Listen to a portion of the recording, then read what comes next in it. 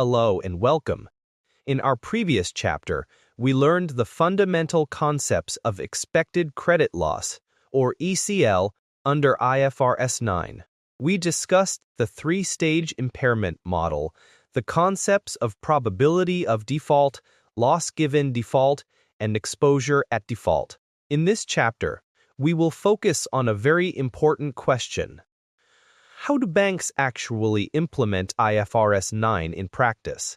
Many organizations initially believe that IFRS 9 is simply an accounting requirement. However, successful implementation requires much more than accounting knowledge.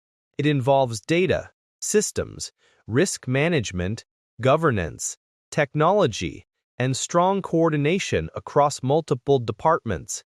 Let us begin with the foundation of every IFRS 9 implementation project. The first and most important component is data. Data is the fuel that drives the entire ECL process. Even the most sophisticated model would be faster in reliable results if the underlying data is incomplete or inaccurate. Banks must collect and maintain high-quality information relating to customers, loans, collateral, repayment history, default experience, recoveries, and economic conditions. For example, if a bank cannot accurately determine how many borrowers defaulted over the last 5 years, it will be extremely difficult to estimate future default probabilities. This is why many banks begin their IFRS 9 journey with a comprehensive data quality assessment. The second component is portfolio segmentation. Not all loans carry the same level of risk. A corporate loan behaves differently from a credit card. An agricultural loan behaves differently from a home loan. Therefore, banks divide their portfolios into groups that share similar risk characteristics. Typical segments include corporate loans, SME loans, retail loans, home loans, consumer finance, agricultural loans, and credit cards. Each segment may require separate assumptions and models. The third component is model development. As we learned earlier, ECL is generally based on three key parameters: probability of default, loss given default, and exposure at default. Probability of default, or PD, measures the likelihood that a borrower may default.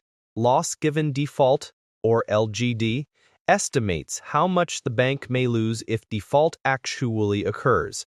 Exposure at default, or EAD, estimates the outstanding balance expected at the time of default. Developing these models requires historical data, statistical analysis, expert judgment, and regular validation.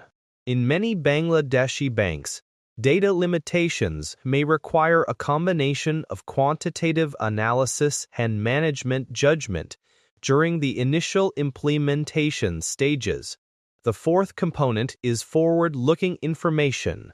One of the most revolutionary features of IFRS 9 is that it requires banks to look beyond historical data. Banks must consider future economic conditions when estimating expected losses. For example, if inflation is rising rapidly, interest rates are increasing, or a particular industry is experiencing difficulties, the likelihood of default may increase. Similarly, positive economic developments may reduce expected losses.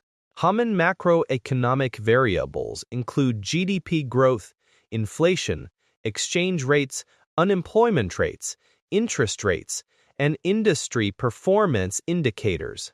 In Bangladesh, banks often monitor sectors such as garments, construction, real estate, agriculture, and import-dependent industries when developing forward-looking assumptions. Another important requirement is scenario analysis. Since nobody can predict the future with certainty, banks normally prepare multiple economic scenarios. These usually include a base scenario, an optimistic scenario, and a pessimistic scenario. Each scenario is assigned a probability weight. The final ECL estimate becomes a weighted average of all scenarios. This approach helps ensure that provisions are not overly optimistic or overly conservative. Next comes the staging process. Every reporting period, banks must assess whether individual loans should remain in Stage 1 or move to Stage 2 or Stage 3. This requires clearly defined criteria and automated monitoring systems. Many institutions use indicators such as days past due, internal credit ratings, restructuring history, financial performance deterioration, and industry-specific risks to determine stage movements. Consistent staging is critical because moving from Stage 1 to Stage 2 can significantly increase the provision amount due to the transition from 12-month ECL to lifetime ECL. Another area that deserves attention is management overlay. No model can perfectly capture every emerging risk. Sometimes, management may identify risks that are not fully reflected in the model outputs. Examples may include political uncertainty, natural disasters, regulatory changes, or sudden economic shocks. In such situations, management may apply an additional provision adjustment known as a management overlay. However, these adjustments must always be properly documented, supported by evidence, and approved through appropriate governance processes. Now let us discuss technology and systems. Manual spreadsheets may work during the early stages of implementation, but they become increasingly difficult to manage as portfolio sizes grow. Most banks ultimately require dedicated systems capable of collecting data automatically, performing staging assessments, calculating ECL, generating reports, and maintaining audit trails. Automation improves consistency, efficiency, and control over the entire process. Strong governance and oversight are equally important. The Board of Directors, Audit Committee, Risk Management Committee, Senior Management, Finance Team, Risk Department, Internal Auditors, and External Auditors all have important roles to play.